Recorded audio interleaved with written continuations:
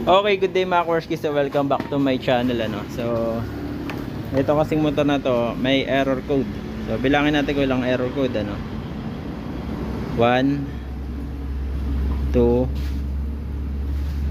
3 1 2 3 4 5 6 7. Error 37. Okay.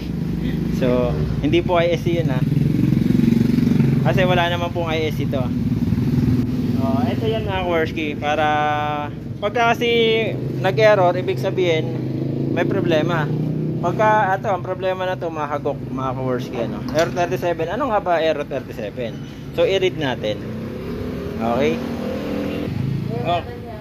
Okay, so read natin mga Kworski. Read fault code ano. Kasi may error siya. Read natin, okay? So ang gamit ko nga pala MST100 Pro X. Yan. Shoutout kay MST, baka naman. Okay, so off and then on. I-on natin yung ignition. So may pattern naman niya mga Kworski. Okay, so ang sabi niya rito 28 by 28. 28 pala, hindi pala ano 38, sorry mali. 28 R28 pala, sorry. 28 mga Kworski ay engine temperature sensor. O ano po ba 'yon? Okay. So EOT. Ito yan, ipakita sa inyo mga Kworski. Okay, so ito, nakita ko na problema. Ayan, puto lang kanyang linya. Patay tayo dyan. So ayan mga Kworski, dahil puto yung linya, anong dapat gawin dyan? Ako po problema yan. Okay, putol ang linya ng EOT. Ayan. So ayan siya mga Kworski, putol ano.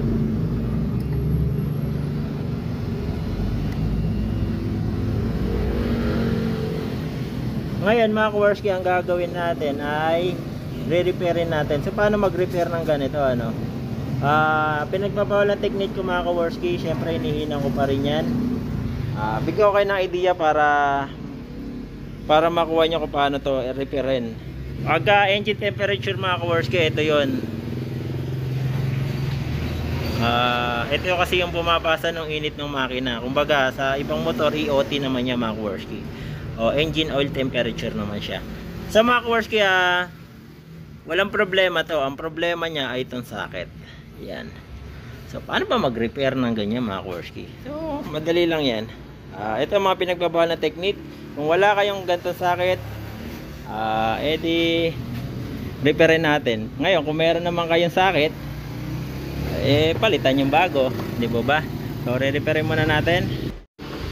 Okay mga Kworski, dahil putol tong sensor na to, para sigurado tanggalin nyo na and then i-recta nyo na lang siya.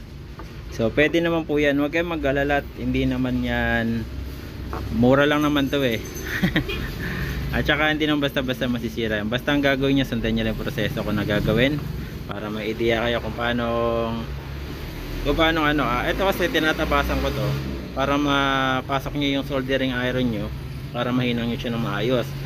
And then wag lang po sana nakaganyan, mas the best lagyan nyo po siya ng safety, lagyan nyo ng balot, para hindi balot ang ilalagay ko kasi epoxy para matibay. So pagka naman iniikot nyo to dun sa may makina, lagi nyo isusunod yung wire para hindi po siya maputol. So ito kasi wala nang silbi, sira na po talaga siya. So kaya inano ko na siya, dinisconnect ko na siya, irerekta na lang natin siya mga Kworski. So ganun na gagawin ko. So yan, hininang ko lang siya, and then pagkayari mong hinangin yan, lagyan nyo siya ng epoxy. So may epoxy ang ginagamit.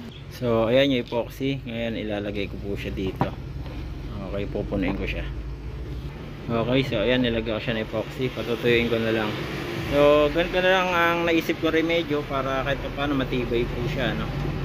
Ayun, pag naputol po ulit yan, magpalit na kayo ng bagong EOT sensor o engine oil temperature. Ayan. So yan lang, ganito lang ang remedyo ko mga Kworski na gagawin. Kasi error sa mga SOL i125 or MIUI 125, ang error po na yan ay error 28 engine temperature sensor. So ayan. So So dito po siya nakalagay. So putol na po kasi ang mga Kaworski. Alright. Okay mga Kaworski, so ito na yung ating throttle position 16, okay? And then ang kanyang i-erase na lang natin. Ito kailangan dito naka 1. Kasi ito yung sinasabi ko sa kanila na dapat isi-zero natin to. Para ma-timing natin yung minor. Isa yan sa mga nire-reset natin para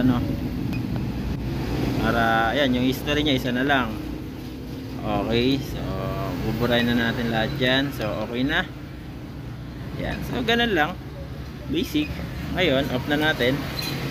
Pwede na yan, naka-timing na yan. Kasi kanina pa po naka-timing yung mga Kaworski. Kumbaga, in-erase ko na lang, pinakita ko lang dito sa video. Okay, so ngayon, eto na siya. Wala na kasing battery Ayan na siya. Kanina kasi may hagok pa to. Dahil nga may error 27